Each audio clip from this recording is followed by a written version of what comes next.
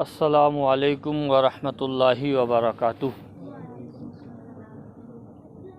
الحمد للہ رب العالمین والعاقبۃ للمتقین والصلاة والسلام علی رسولہ سید الانبیاء والمرسلین وعلی آلہ الطیبین واصحابہ المطہرین، اما بعد فاعوذ باللہ من الشیطان الرجیم، بسم اللہ الرحمن الرحیم۔ تلک الرسل فضلنا بعضهم على بعض، صدق اللہ العظیم وصدق رسولہ النبی الرؤوف الرحیم، ونحن على ذلك لمن الشاہدین والشاکرین والذاکرین، والحمد للہ رب العالمین۔ یا صاحب الجمال و یا سید البشر، من وجہک المنیر لقد نور القمر، لا يمکن الثناء کما کان حقہ بعد از خدا بزرگ تو یہ قصہ مختصر۔ واہ کیا جود و کرم ہے شہ بطحا تیرا، واہ کیا جود و کرم ہے شہ بطحا تیرا، نہیں سنتا ہی نہیں مانگنے والا تیرا، فرش والے تیری شوکت کا علو کیا جانے، فرش والے تیری شوکت کا علو کیا جانے، خسروا عرش پہ اڑتا ہے فرہرا تیرا، خسروا عرش پہ اڑتا ہے فرہرا تیرا۔ میں تو مالک ہی کہوں گا کہ ہو مالک کے حبیب، یعنی محبوب و محب میں نہیں میرا تیرا، تیری سرکار میں لاتا ہے رضا اس کو شفیع، جو میرا غوث ہے اور لاڈلا بیٹا تیرا، جو میرا غوث ہے اور لاڈلا بیٹا تیرا۔ شاہ است حسین، بادشاہ است حسین، دین است حسین، دی پناہ است حسین، سرداد ناداد دست در دست یزید، حقا کے بنا لا الہ است حسین، حقا کے بنا لا الہ است حسین۔ معزز و مکرم سامعین، کچھ عرض و معروف کرنے سے پیشتر سننے اور سنانے سے پہلے ایک مرتبہ عقیدت و محبت کے ساتھ گنبد خضرا کی جانب لو لگا کر ہم سب کے آقا و مولا اللہ کے حبیب کائنات کے طبیب جناب محمد الرسول اللہ صلی اللہ علیہ وسلم کی بارگاہ بے کس پناہ و کرم میں درود پاک کا نذرانہ پیش کریں۔ پڑھیں اللہم صلی علی سیدنا و مولانا محمد وبارک وسلم، صلاۃ و سلاما علیک یا رسول اللہ صلی اللہ تعالی علیہ وآلہ وسلم۔ برادران اسلام، ذکر شہدائے کربلا، ذکر امام علی مقام امام حسین علی جدہ و علیہ السلام منانے کا، رچانے کا، سجانے کا ہمارے محترم صدرو بھائی نے اپنے مکان پر اہتمام کیا ہے۔ یہ ذکر سید الشہداء یہ وہی لوگ مناتے ہیں اور وہی لوگ سننے آتے ہیں جنہیں اللہ توفیق عطا فرماتا ہے۔ یہ رب کی توفیق جن بندوں پر ہوتی ہے، اللہ تعالی جن کے دلوں میں اپنے نیک بندوں کی محبت ڈالتا ہے، وہی لوگ ایسی محفلوں میں آتے ہیں اور ایسے ذکر کو سنتے ہیں۔ میرے دوستوں، آج اسلامی اعتبار سے ہم تمام مسلمانوں کا نیا سال شروع ہوا، اور اسی نئے سال میں دنیا کے کونے کونے میں جتنے بھی عقیدت مند ہیں، عاشق ہیں، چاہنے والے غلام ہیں، اپنے آقا و مولا، ہم سب کے آقا و مولا حضور سید الشہداء امام علی مقام اور ان کے تمام جو ساتھی تھے کربلا کے میدان میں، ان کی یاد کو سنتے ہیں اور اپنے دلوں کو منور و مجلہ کرتے ہیں۔ میرے دوستوں، ہمارا اہل سنت والجماعت کا یہ معمول ہے کہ ہم جب ذکر شہدائے کربلا، ذکر امام علی مقام، ذکر اہل بیت کرتے ہیں تو ہماری محفلیں جو ہوتی ہیں ان محفلوں میں ہم اللہ کے بعد کائنات میں جو سب سے افضل و اعلیٰ ہیں، جن کو اللہ نے اپنے بعد سب سے افضل و اعلیٰ بنایا، ہم جن کے نام کا کلمہ پڑھتے ہیں، جن کا نام محمد الرسول اللہ صلی اللہ علیہ وآلہ وسلم ہے، ہم پہلے اس اپنے آقا و مولا کا ذکر کرتے ہیں۔ میرے دوستوں، قرآن کریم کی جو میں نے آیت کریمہ تلاوت کی ہے، پڑھی ہے، اللہ کا ارشاد گرامی ہے قرآن مجید میں، تلک الرسل فضلنا بعضهم علی بعض، کہ وہ رسول جو دنیا میں آئے، بعض کو بعض پر میں نے فضیلت عطا فرمائی۔ اللہ کا قرآن میں ارشاد ہے کہ جو رسول دنیا میں تشریف لائے، جن کو میں نے اپنی بارگاہ سے بھیجا بندوں کی ہدایت کے لیے، ان میں نے کسی کو فضیلت عطا فرمائی، لیکن کم و بیش 1,24,000 انبیاء و مرسلین جو دنیا میں تشریف لائے، ان تمام انبیاء و مرسلین میں اللہ نے ہمارے نبی کو سب سے افضل و اعلیٰ بنایا ہے۔ اس لیے کہ جتنے نبی آئے، جتنے رسول آئے، اللہ نے کسی کو کلیم بنایا، کسی کو خلیل بنایا، کسی کو مسیح بنایا، کسی کو نجی اللہ سے نوازا، لیکن اللہ نے کسی کو حبیب اللہ نہیں کہا۔ اگر کسی کو رب نے اپنا حبیب بنایا تو وہ ذات میرے آقا جناب محمد الرسول اللہ صلی اللہ علیہ وآلہ وسلم کی ہے۔ برادران اسلام، آج ہم تمام لوگ اپنے آقا و مولا اور ذکر شہدائے کربلا کے ذکر کو سننے کے لیے جمع ہوئے۔ میرے دوست، میرے پیارے اسلامی بھائیوں، میرے آقا و مولا کی سیرت اور میرے حضور کی صورت اگر کوئی بیان کرنا چاہے تو خدا کی قسم اس کی پوری زندگی ختم ہو جائے گی، لیکن میرے آقا کی سیرت کوئی بیان نہیں کر سکتا۔ اس لیے کہ اللہ تعالی جن کی بڑائی بیان کرے، اللہ جن کی بزرگی بیان کرے، اللہ جن کی برتری بیان کرے، وہ بندے میں طاقت نہیں ہے کہ ان کی بزرگی بیان کر سکے۔ میرے دوستو، ہمارے آقا و مولا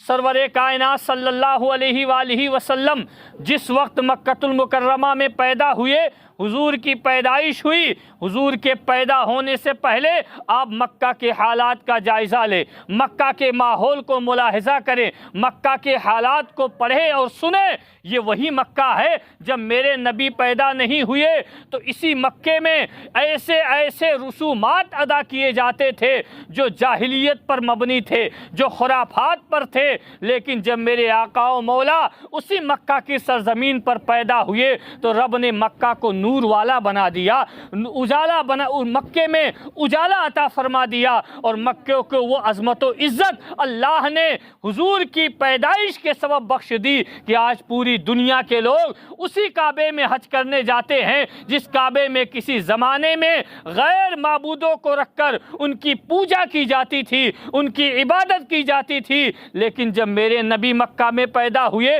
حضور کی آمد ہوئی تو اللہ کی رحمتوں کی برسات ہوئی، رب نے اپنی رحمتیں اس مکہ میں اتاری، اور رحمتیں بھی میرے دوستوں کیسی رحمتیں، آئیے دیکھتے ہیں۔ یہ وہی مکہ ہے جس مکہ میں حضور کی آمد نہیں ہوئی تو لوگ اپنی بچیوں کو زندہ دفن کر دیتے تھے، یہ سمجھ کر کہ یہ بچیاں منحوس ہیں۔ اگر ہمارے گھر میں یہ بچی پیدا ہو گئی ہے، یہ لڑکی پیدا ہو ہو گئی ہے تو ہمارے گھروں میں نحوست آ جائے گا، ہمارے گھروں میں بلائیں آئیں گی، لہٰذا بچی پیدا ہوتے ہی اس کو زندہ قبروں کے اندر گاڑ دیا جاتا تھا، دفن کر دیا جاتا تھا۔ یہ وہی مکہ ہے جہاں پر غیر معبودوں کی عبادت کی جاتی تھی، یہ وہی مکہ ہے جہاں غریب کو ستایا جاتا تھا، امیر غریب کو ستاتا تھا اور یہ تصور کرتا تھا کہ غریب پر ظلم کرنا، غریب پر ستم ڈھانا یہ اس کا حق ہے، یہ اس کا ادھکار ہے۔ یہ وہی مکہ ہے جہاں پر لوگ ایک دوسرے کی عزت و عظمت نہیں کرتے تھے، یہ وہی مکہ ہے جہاں پر کعبے کے اندر گھوڑے باندھے جاتے تھے، کعبے کی بے حرمتی کی جاتی تھی، کعبے کے اندر ایسے ایسے رسومات کیے جاتے تھے جن رسومات کو اسلام نے منع کیا ہے۔ یہ وہی مکہ ہے جہاں پر فصلیں سوکھ گئی تھی، جانوروں کے تھنوں میں دودھ نہیں تھا، پورے مکے میں قحط شالی ہو گئی تھی، لوگ پانی کے لیے ترس رہے تھے۔ یہ وہی مکہ ہے جہاں ایسی مصیبتیں اور بلائیں آ گئی تھی۔ اسی دور میں اسی وقت میرے اللہ نے اپنے محبوب کو مکے کی سرزمین پر جلوہ افروز فرمایا، حضور کی پیدائش ہوئی، حضور پیدا ہوئے، اور جب نبی پیدا ہوئے تو مکے میں بہار آ گئی، مکے میں خوشیاں آ گئیں، چاروں طرف مکے میں خوشی ہے، اس لیے کہ وہ آنے والا کوئی اور نہیں ہے بلکہ خدا کا محبوب آ گیا ہے، آمنہ کا لال آیا ہے، جن کے سبب اللہ نے پوری دنیا میں خوشیاں عطا فرما دی ہے، پوری دنیا میں رب نے بہاریں عطا فرما دی ہے۔ میرے دوستو، وہ میرے آقا کی آمد ہے، مکۃ المکرمہ میں ہوئی، لیکن حضور کی آمد بھی کیسی آمد ہے؟ حضور پیدا ہوئے، نبی کی ولادت ہوئی تو ولادت کا بھی کیسا سنہرا موقع ہے کہ صبح صادق کا وقت ہے، یعنی رات کا وقت جا رہا ہے اور صبح آنے والا ہے، صبح آنے کے انتظار میں ہے، اسی دوران میرے آقا کی ولادت ہوتی ہے۔ میرے دوستو، میرے آقا جب پیدا ہوئے، اللہ کے نبی جلواگر ہوئے مکۃ المکرمہ میں، حضور کی آمد ہوئی تو حضور کے آمد کے سبب ہم نے اور آپ نے اور پوری دنیا کے لوگوں نے نبی کی آمد پہ خوشیاں منائی، لیکن ایک شخص تھا جو رو رہا تھا نبی کی آمد پر، حضور کی پیدائش پر جو رو رہا تھا، اس کا نام تھا ابلیس، جو جانتا تھا کہ یہ نبی مکہ میں تو پیدا ہوا ہے، بظاہر ان کی پیدائش مکہ میں ہوئی ہے، لیکن یہ پرچم اسلام پوری دنیا میں لہرا دیں گے، ان کے عاشق و غلام پوری دنیا میں ہوں گے اور شیطانی کام، ابلیسی کام بند ہو جائیں گے، اس لیے کہ حضور کے نور سے اللہ نے پوری دنیا کو روشنی عطا فرما دی۔ میرے دوستوں، وہ آقا و مولا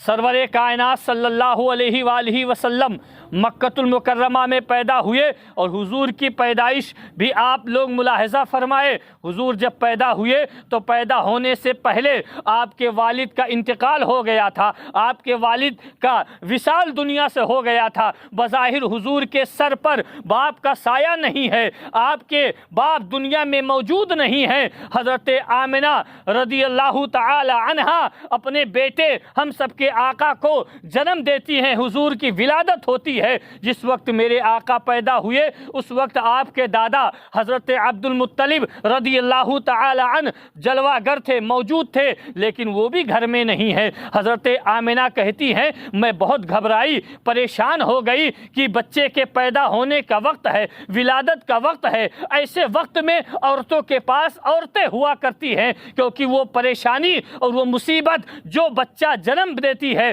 بچے کو پیدا کرتی ہے، وہی عورت اس کو تسلیم کرتی ہے، وہی عورت اس درد کو جانتی ہے۔ میرے آقا نے ارشاد فرمایا اے لوگو، جب تمہارے گھروں میں کسی عورت کی ولادت ہو تو اس پر ظلم نہ کیا کرو، اس لیے کہ اس وقت اس پر اللہ کی رحمتیں نازل ہوتی ہیں، اس پر خدا کی برکتیں اترتی ہیں۔ میرے دوستو، حضرت آمنہ کہتی ہیں کہ جب میرے بچے کے پیدائش کا وقت تھا، مجھے اس بات کا خوف تھا کہ میرے پاس بظاہر کوئی عورت نہیں ہے جو مجھے سنبھال سکے۔ میرے دوستو، لیکن وہی میرے آقا و مولا ہیں، جب پیدا ہو گئے، حضور کی ولادت ہو گئی، حضرت آمنہ بیان کرتی ہیں، حضرت آمنہ فرماتی ہیں کہ جب میرا بیٹا محمد پیدا ہو گیا، محمد دنیا میں تشریف لے آئے، تو میرے گھر میں چاروں طرف عورتیں جمع ہیں، جن عورتوں کو میں نہیں جانتی ہوں، یہ عورتیں کون ہیں اور کہاں سے آئی ہیں۔ حضرت آمنہ نے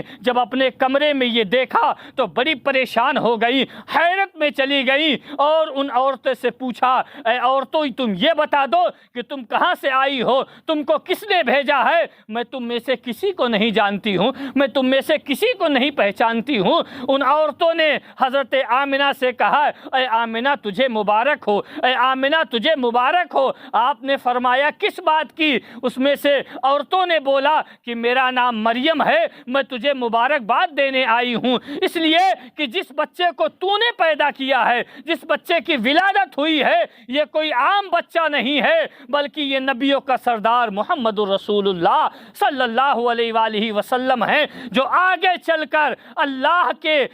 دین کی ایسی تبلیغ کریں گے۔ رسول اللہ صلی اللہ علیہ وسلم دین کی ایسی تبلیغ کریں گے کہ پوری دنیا میں اسلام کا پرچم لہرائے گا، اسلام کا بول بالا ہوگا۔ میرے دوستو، وہ میرے حضور سرور کائنات صلی اللہ علیہ وآلہ وسلم کی سیرت طیبہ ہے۔ وہی میرے آقا جب مکہ میں پیدا ہوئے، آپ کے دادا حضرت عبد المطلب رضی اللہ تعالی عنہ کعبے کے اندر طواف کر رہے ہیں، کعبے کے اندر طواف کر رہے ہیں۔ حضرت عبد المطلب کعبے میں ہیں، گھر میں بچہ پیدا ہوا ہے، جانے والے نے خبر دی، اے عبد المطلب تجھے مبارک ہو، اے عبد المطلب تجھے مبارک ہو۔ آپ نے فرمایا کیا ہوا ہے؟ جانے والے نے کہا، اے عبد المطلب تیرے گھر میں بچہ پیدا ہوا ہے، عبداللہ کے یہاں بیٹے کی ولادت ہوئی ہے۔ حضرت عبد المطلب شوق میں ذوق میں کعبے کے اندر سے نکلے، اور نکلنے کے بعد کہ گھر کی طرف جائیں اور بچے کو گود میں لے کر، چونکہ دادا جان ہیں تو بچے سے پیار کریں، حضرت عبد المطلب فرماتے ہیں کہ جب میں نے یہ خبر سنی، میں کعبے کے اندر سے نکلا، اور نکلنے کے بعد میں کعبے کے دروازے کے باہر آیا کہ گھر کی طرف جاؤں۔ آپ فرماتے ہیں کہ میں کعبے کے دروازے کے باہر نکل کر میں نے کعبے کی طرف دیکھا کہ کعبہ میں تجھے بھی دیکھ لوں، میرے گھر میں بچہ پیدا ہوا ہے۔ حضرت عبد المطلب کہتے ہیں جب میں نے کعبے کی طرف نگاہ کیا، کعبے کو دیکھا، تو جو کعبہ ابھی تک سیدھا تھا وہ کعبہ میرے گھر کی طرف جھک گیا ہے۔ اسی لیے تو بریلی کے تاجدار حضور اعلی حضرت فرماتے ہیں کہ جن کے سجدے کو محراب کعبہ جھکی، ان بھووں کی لطافت پہ لاکھوں سلام، ان بھووں کی لطافت پہ لاکھوں سلام۔ میرے دوستو، عزیز ساتھیوں، میرے حضور سرور کائنات صلی اللہ علیہ وآلہ وسلم کی ولادت اور حضور کی پیدائش، نبی کا ذکر، اہل بیت کا ذکر، یہ سننا باعث سعادت اور باعث مبارکباد ہے، اس لیے کہ نبی کون و مکہ سرور ہرد و سرا صلی اللہ علیہ وسلم کا ذکر سننا، یہ ہر غلام اور عقیدت مند کے لیے بڑی خوشی اور سعادت مندی کی بات ہے۔ آئیے ہم ایک واقعہ اور ایک حدیث مقدسہ اور سنتے چلیں۔ ہم سبھی نے نام سنا ہوگا، نام جانتے ہیں، ایک شخص جس کا نام تھا ابو لہب، اور یہ ابو لہب حضور کا چاچا، حضور کا چچا ہے ابو لہب، اور اس نے زندگی بھر جب تک یہ مرا نہیں پوری زندگی نبی کی عداوت و دشمنی میں رہا۔ مکے میں دو ایسے کافر تھے کہ جنہوں نے اپنی پوری زندگی حضور سے عداوت و دشمنی کی، اور طرح طرح کے منصوبے اور طرح طرح کے مشورے اور ارادے بناتے کہ کسی طریقے سے نبی کو روکا جائے، تاکہ نہ اسلام آگے بڑھ پائے نہ ان کا دین آگے فروغ پائے، اسی پر بند ہو جائے، دین کا کام یہی پر سمٹ جائے۔ یہ دو ایسے مکے میں شخص تھے، ایک کا نام تھا ابو جہل، دوسرے کا نام تھا ابو لہب۔ یہ اتنے بڑے مکار اور مردود تھے کہ طرح طرح کے ہیلے اور بہانے بناتے اور حضور کی بارگاہ میں آتے، لیکن جب میرے آقا ان کے سوالوں کا جواب دے دیتے تب بھی یہ منکر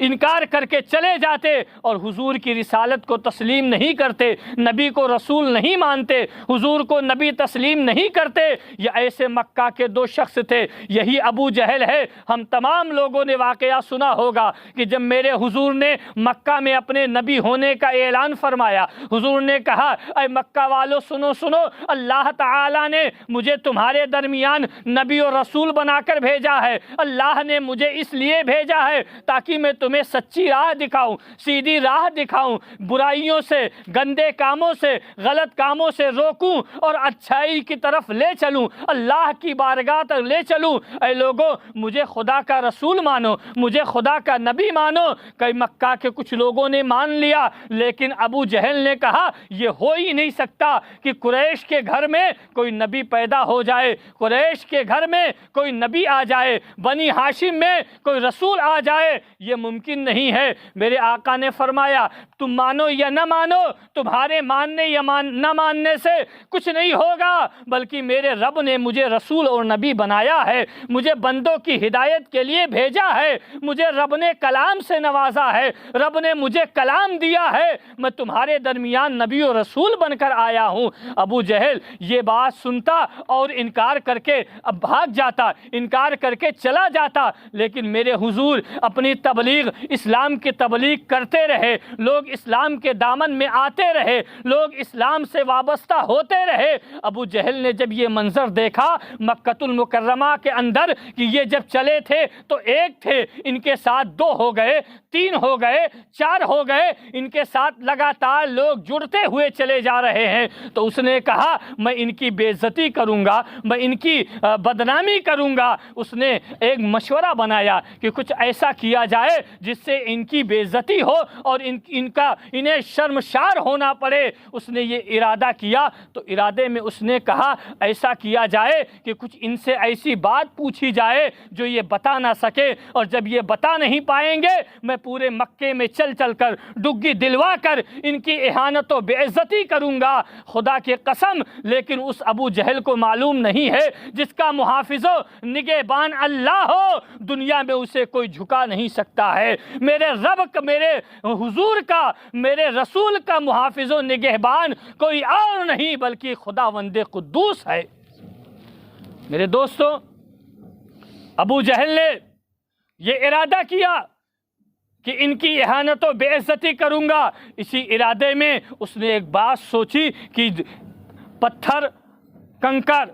اینٹ یہ بول نہیں سکتے، ان کے اندر زبان نہیں ہے، ان کے اندر بولنے کی صلاحیت نہیں ہے، ان کے اندر رب نے زبان نہیں دی ہے، یہ بول نہیں سکتے ہیں۔ اس نے کہا میں کچھ ایسا کرتا ہوں جس سے ان کی بے عزتی ہو۔ حضور کی بارگاہ میں گیا، نبی کے پاس گیا اور کہنے لگا آپ محمد الرسول اللہ صلی اللہ علیہ وسلم، تم اپنے آپ کو نبی کہتے ہو، اپنے آپ کو رسول کہتے ہو، تو میں ایک سوال کرنا چاہتا ہوں، میں ایک بات پوچھنا چاہتا ہوں، کیا میرے سوال کا جواب آپ دے دو گے؟ آپ نے فرمایا اے ابو جہل تو کیا جاننا چاہتا ہے؟ میرے آقا نے فرمایا تو کیا جاننا چاہتا ہے؟ اس نے کہا میں یہ تو بعد میں بتاؤں گا، لیکن جو رسول ہوتا ہے، جو نبی ہوتا ہے، اسے غیب کی خبر ہوتی ہے، اسے پیٹھ کے پیچھے کیا ہو رہا ہے یہ جانتا ہے۔ اللہ تعالیٰ اسے علم غیب عطا فرماتا ہے۔ اگر آپ بھی سچ مچ میں اللہ کے رسول ہیں، خدا کے نبی ہیں،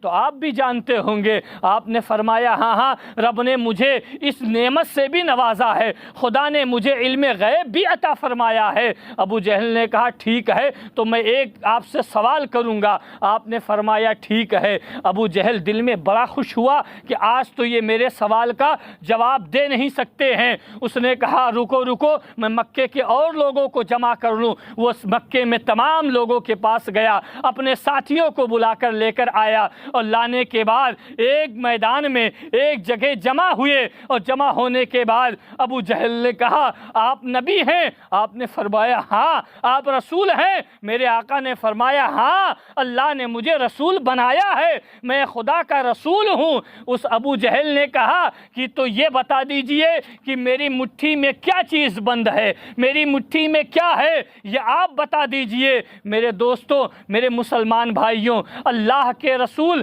ہم سب کے آقا و مولا بتا دیتے، کیونکہ حضور کی نگاہ سے کوئی چیز پوشیدہ نہیں ہے اور کوئی غیب کیا تم سے نہا ہو بھلا، ارے جب نہ خدا ہی چھپا تم پہ کروڑوں درود۔ میرے دوستوں، ابو جہل نے سوال کیا اے محمد ابن عبداللہ، آپ مجھے یہ بتا دیجئے کہ میری مٹھی میں کیا چیز بند ہے۔ میرے حضور مسکرائے، اور میرے آقا جب مسکرا دے سمجھ لو امتی کا کام بن جاتا ہے۔ حضور کی ایک مسکراہٹ، حضور کی مسکراہٹ اور ہم تمام امتیوں کے لیے، غلاموں کے لیے، چاہنے والوں کے لیے، عاشقوں کے لیے بخشش کا سامان ہے۔ میرے حضور مسکرائے، اس مکہ کے تمام لوگ جمع ہیں۔ ابو جہل کا سوال ہے اے نبی میری مٹھی میں بند کیا چیز ہے، آپ اسے بتا دیجئے، آپ اپنی غیب سے بتا دیجئے، آپ غیب کی خبر بتا دیجئے۔ میرے آقا نے ارشاد فرمایا اے مکہ کے تمام لوگوں گواہ رہنا، ابو جہل کا سوال یہ ہے کہ میری مٹھی میں کیا چیز بند ہے، یہ میں بتا دوں۔ ابو جہل نے کہا ہاں ہاں میرا یہی سوال ہے۔ میرے آقا نے فرمایا اے ابو جہل یہ تو چھوڑ کہ میں بتاؤں تیری مٹھی میں کیا بند ہے، تیری مٹھی میں جو بند ہے اگر وہ بتا دے میں کیا ہوں تو کیا کرے گا؟ ابو جہل بڑا خوش ہو گیا، اس نے کہا اگر ایسا ہو گیا تو میں فوراً کلمہ پڑھ کر آپ کے ساتھ آ جاؤں گا اور آپ کے پیچھے چلوں گا، آپ کا امتی بن جاؤں گا، مسلمان ہو جاؤں گا، اسلام سے اپنا رشتہ جوڑ لوں گا۔ ابو جہل نے جب یہ وعدہ کیا، میرے آقا نے فرمایا اے مکہ کے تمام لوگ گواہ رہنا، ابو جہل نے یہ وعدہ کیا ہے۔ میرے آقا نے ارشاد فرمایا اے مٹھی، ابو جہل کی مٹھی میں بند شے تو بتا دے کہ تیرے سامنے یہ کھڑا ہوا شخص کون ہے، میں کون ہوں۔ میرے دوستو، میرے نبی کا یہ ارشاد فرمانا تھا، حضور کا یہ ارشاد فرمانا تھا۔ میرے حضور نے جیسے ہی یہ ارشاد فرمایا، ابو جہل کی مٹھی میں بند کنکری جن میں زبان نہیں تھی وہ بول پڑی کہ اشہد ان لا الہ الا اللہ و اشہد ان محمد عبدہ و رسولہ، کہ ہم اس بات کی گواہی دیتے ہیں کہ اللہ کے سوا کوئی معبود نہیں ہے اور محمد اللہ کے بندے اور اس کے رسول ہیں۔ میرے دوستو، جب ابو جہل کی مٹھی سے یہ آواز آئی، اس کنکری نے جس کے اندر زبان نہیں ہے، بولنے کی صلاحیت نہیں ہے، بول نہیں سکتی ہے، لیکن میرے نبی کا اشارہ ہو گیا، حضور نے اشارہ فرما دیا تو رب نے اس مٹی میں بھی جان عطا فرما دی، رب نے اس پتھر میں بھی جان ڈال دی، اور اس پتھر نے بھی یہ اس بات کا اعلان کیا کہ نبی آپ اللہ کے بندے بھی ہیں اور خدا کے رسول بھی ہیں۔ یہ وہی ابو جہل اتنا سب کرنے کے باوجود پھر بھی ایمان نہیں لایا، منکر ہو کر بھاگ گیا، میدان چھوڑ کر چلا گیا اور کہا میں تمہیں کبھی نبی نہیں مانوں گا، یہ جو تم نے کارنامہ کیا ہے یہ جادو کے دم پر کیا ہے۔ میرے دوستو، یہ وہی ابو جہل ہے اور ابو لہب دو ایسے مکہ کے شخص ہیں جو پوری زندگی حضور سے عداوت و دشمنی کرتے رہے، اور ہر وقت یہ یہی پروگرام اور یہی مشورہ بناتے کہ کسی طریقے سے یا تو انہیں شہید کر دیا جائے، یا انہیں مکے سے نکال دیا جائے، یا ان کی کتاب قرآن مجید کو پابند بند کر دیا جائے، لیکن یہ ان کا ارادہ تھا، رب کو کچھ اور ہی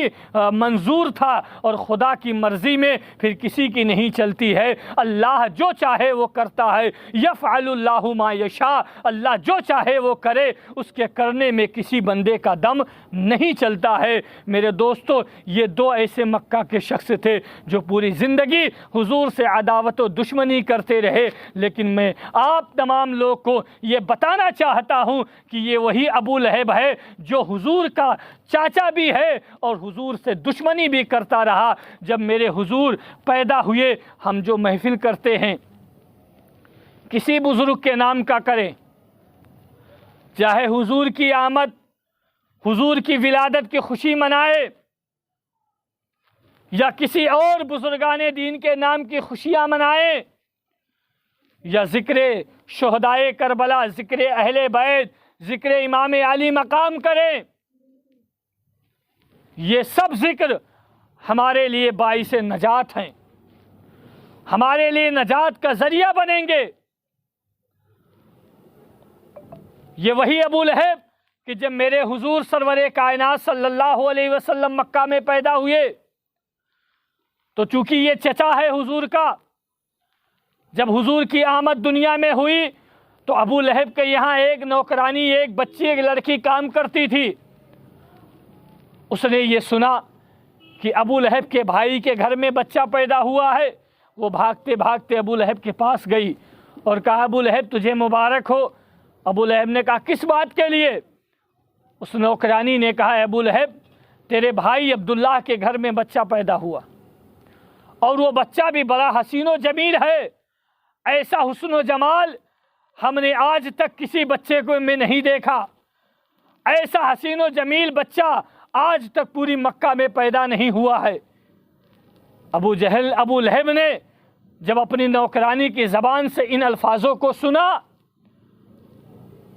تو وہ جس تخت پر بیٹھا ہوا تھا اسی تخت سے اس نے اپنی نوکرانی کو آزاد کر دیا اور کہا، جا، میں نے آج کے بعد تجھے اپنی نوکرانی سے آزاد کر دیا، اب تو جہاں چاہے وہاں کام کر سکتی ہے، تو ہمارے یہاں کام کرنے کے لیے پابند نہیں ہے۔ وہ نوکرانی تو چلی گئی۔ اب یہی ابو جہل جو حضور کی آمد پر خوشی منا کر اپنی نوکرانی کو اس نے آزاد کیا تھا، یہی ابو لہب جب مر گیا، دنیا سے چلا گیا، تو دو روایتیں ملتی ہیں، ایک میں حضرت عبداللہ ابن عباس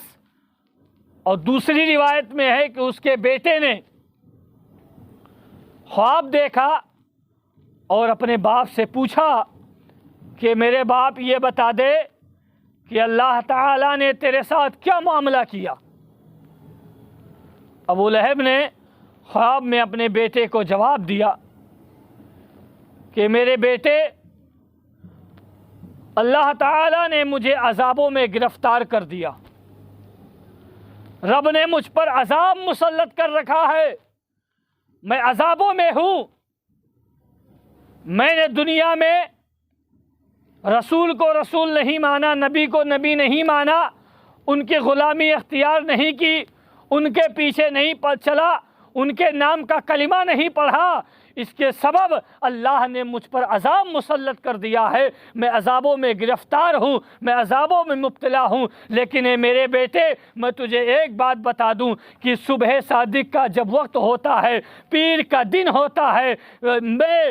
میرے عذابوں میں اس دن کمی کر دی جاتی ہے۔ بیٹے نے پوچھا، ہے میرے باپ ایسا کیوں ہے؟ ابو لہب کہتا ہے، اسی دن اور اسی وقت میں اللہ کے نبی دنیا میں پیدا ہوئے تھے، حضور کی آمد ہوئی تھی، نبی کے آمد پر خوش ہو کر جو میں نے اپنی نوکرانی کو آزاد کیا تھا، اسی کے سبب اللہ میرے عذابوں میں کمی کر دیتا ہے، اور جس انگلی سے میں نے آزاد کیا تھا اللہ تعالی اسی انگلی کے اشارے سے مجھے پانی پلا دیتا ہے۔ میرے دوستو، یہ میرے حضور سرور کائنات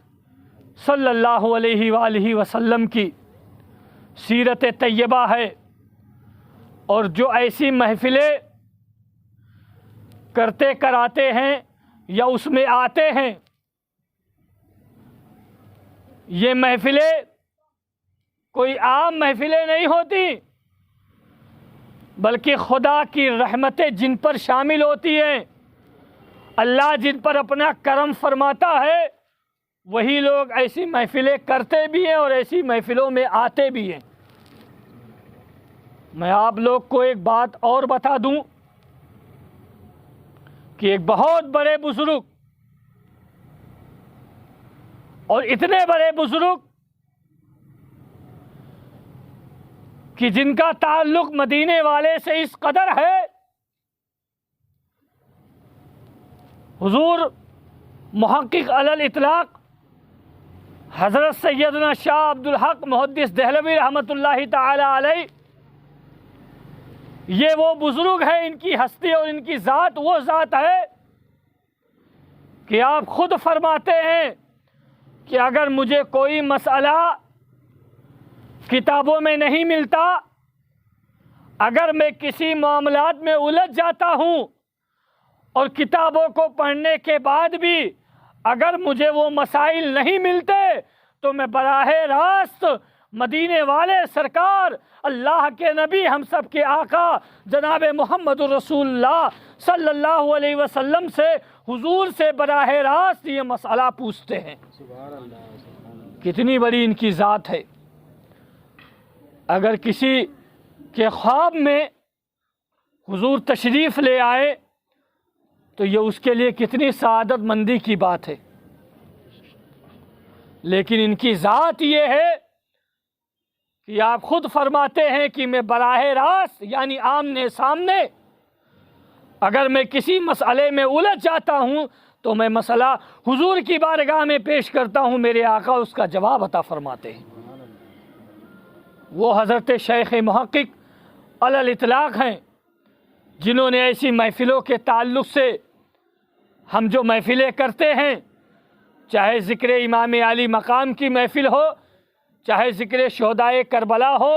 چاہے ذکر اہل بیت ہو، چاہے ذکر صحابہ کرام ہو، چاہے ذکر رسول ہو، چاہے ذکر اولیاء کاملین ہو، اس طرح کی کوئی بھی محفل ہو، اس محفل کے تعلق سے آپ اپنی کتاب اخبار الاخیار شریف کے اندر ایک بات لکھتے ہیں۔ ربیع الاول شریف کا مہینہ ہے، عید میلاد النبی کا مہینہ ہے، آپ اپنے گھر میں اسی طریقے سے محفل سجائے ہوئے اور تمام جو حضور کے عاشق و غلام ہیں سب بیٹھے ہوئے ہیں، آپ ان کے درمیان اللہ اور اللہ کے رسول کی باتیں بیان کر رہے ہیں۔ انہی میں سے کسی ایک شخص نے پوچھا، اے شیخ صاحب، آپ یہ بتا دیجئے کہ ہم دنیا میں ایسا کون سا عمل کریں، ہم دنیا میں ایسا کون سا کام کریں جو کام اللہ قبول فرما لے۔ آپ نے فرمایا کہ ایک کام کرو، حضور کے نام پر جو محفل ہو، نبی کے نام پر جہاں میلاد ہو، اس محفل میں چلے جایا کرو، اللہ تعالیٰ اس کام کو ضرور قبول فرمائے گا۔ اب جس نے جواب سنا وہ بڑا پریشان، خیر اپنے اپنے گھر چلے گئے۔ دوسرے دن جب واپس آئے تو جن کو یہ جواب حضرت شیخ محقق نے دیا تھا، انہیں یہ بات ہضم نہیں ہوئی۔ وہ پریشان کہ نماز پڑھنے کو نہیں کہا، روزہ رکھنے کو نہیں کہا، حج اور زکوٰۃ ادا کرنے کو نہیں کہا، قرآن پڑھنے کو نہیں کہا، تسبیح پڑھنے کو نہیں کہا، یا کوئی اور نیک کام کرنے کو نہیں کہا، بس کہا تو یہ کہا نبی کے نام کا میلاد کیا کرو، یا جہاں میلاد ہو اس میلاد کی محفل میں شریک ہو جایا کرو۔ دوسرے دن جب وہ آپ کی محفل میں آئے تو آپ سے پوچھا کہ حضور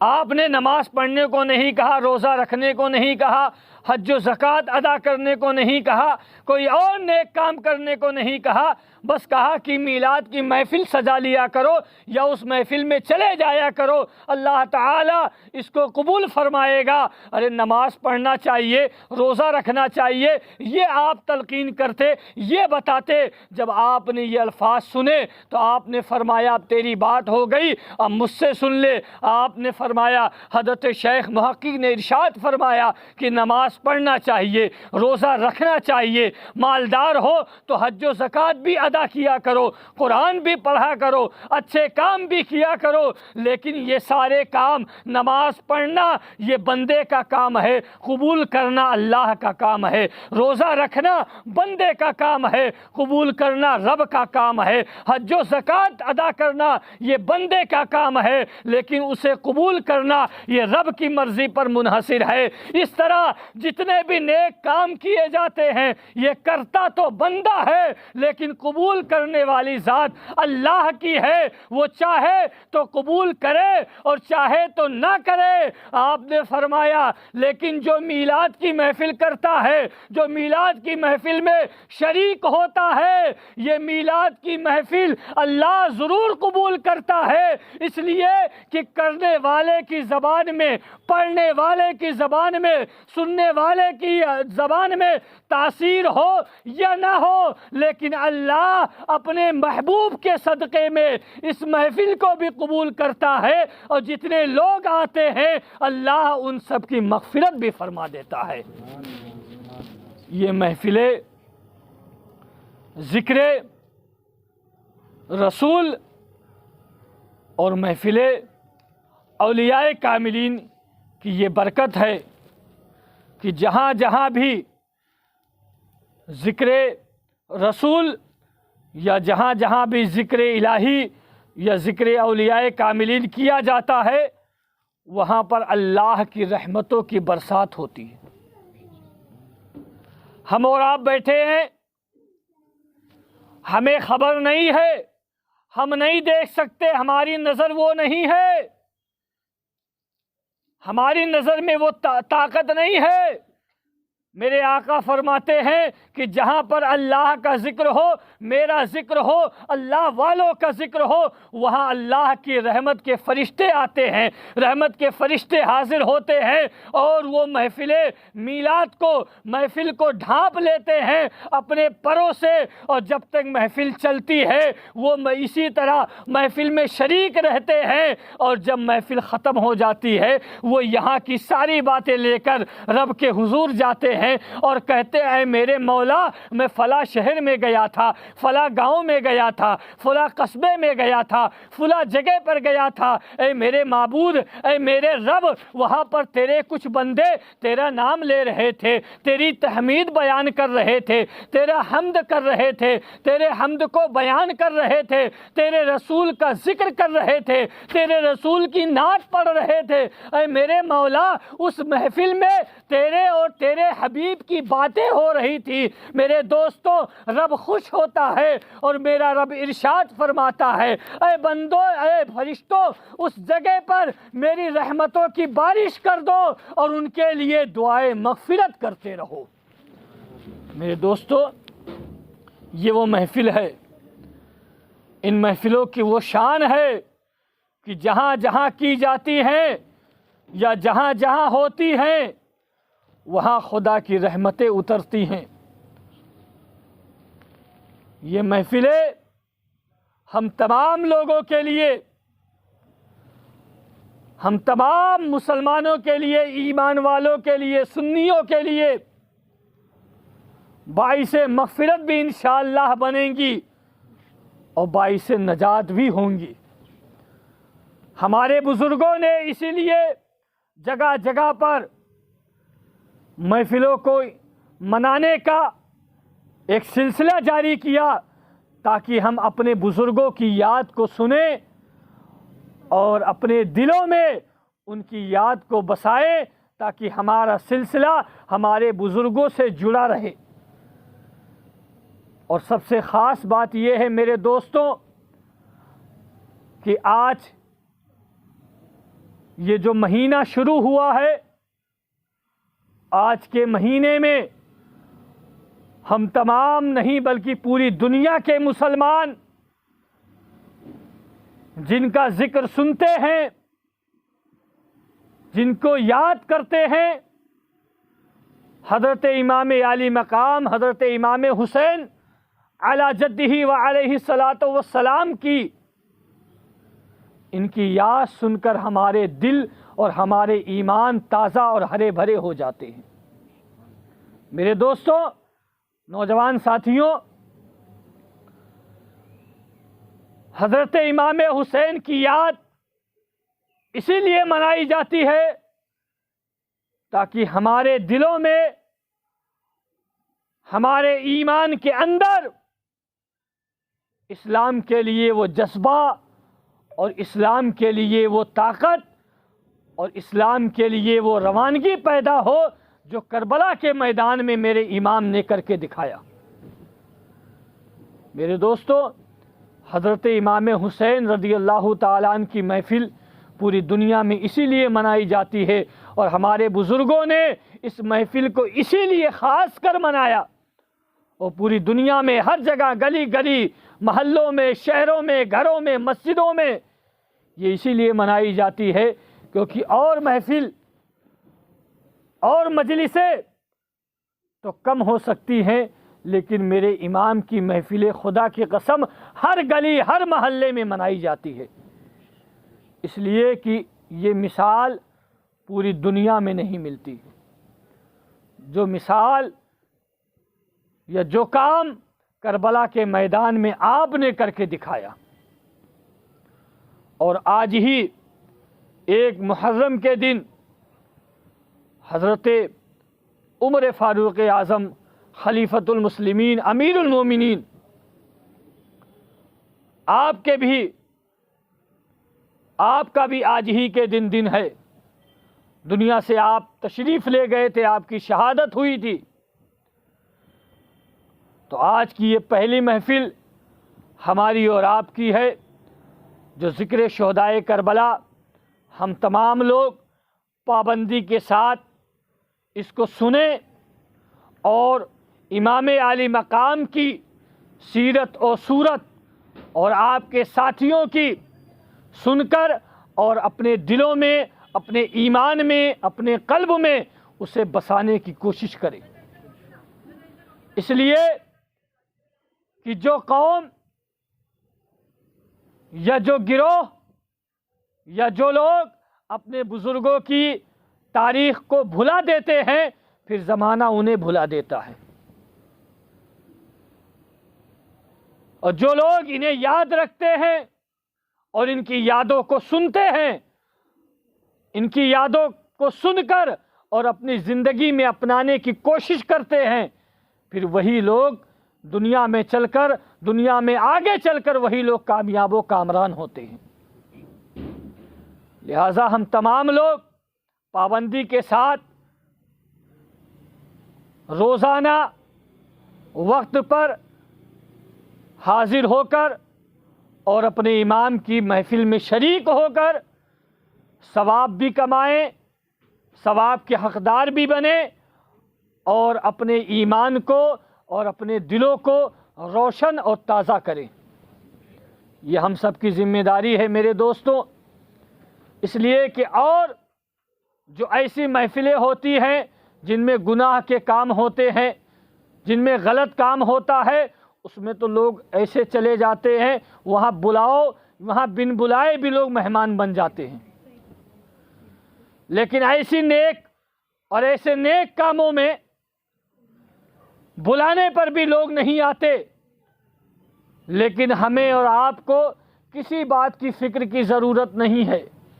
ہم جن کے نام کی محفل کر رہے ہیں، جن کا ذکر سننے کے لیے آئیں گے، وہ بھی جب کربلا سے چلے تھے تو 72 تھے، اور کربلا کے میدان میں پہنچے تب بھی 72 تھے، لیکن اللہ نے ان 72 والوں کے نام کو اتنا اونچا کر دیا کہ قیامت تک لوگ 72 والوں کا ذکر کرتے رہیں گے۔ ان ہزاروں کا ذکر نہیں ہوتا جو 72 کے سامنے کھڑے تھے، لیکن ان 72 کا ذکر ہوتا ہے جو حق کے لیے، اللہ و رسول کے لیے، اسلام کے لیے، قرآن کے لیے، کعبے کی عزت کے لیے اپنی جان و مال کو قربان کر دیا اور کھڑے رہے۔ اللہ نے انہیں ایسا دنیا میں عزت و عظمت سے نوازا کہ پوری دنیا میں لوگ ان 72 والوں کا چرچا بھی کرتے ہیں، ان کا ذکر بھی کرتے ہیں۔ لہذا ہم تمام لوگ پابندی کے ساتھ آئیں گے اور اپنے امام کا، کربلا والوں کا، اہل بیت کا ذکر سنیں گے اور اپنے ایمان کو تازہ کریں گے۔ آج چونکہ میں دیر ہو گیا، مجھے یاد بھی نہیں تھا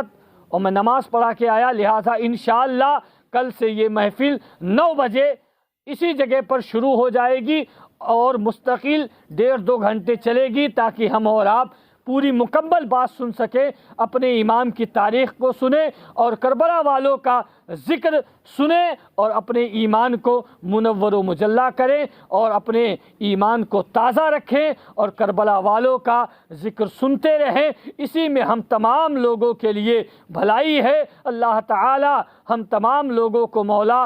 ایمان و سنیت پر زندہ رکھے، حضور کا عاشق، نبی کا غلام بنا کر دنیا میں رکھے، اور جب تک رہیں کربلا والوں کے غلام بن کر رہیں، امام عالی مقام کے عاشق رہیں۔ اللہ ہم تمام لوگوں کو اس کی توفیق عطا فرمائے، اللہ ہمیں ایمان پر زندہ رکھے اور ایمان پر موت عطا فرمائے۔ السلام علیکم ورحمۃ اللہ وبرکاتہ۔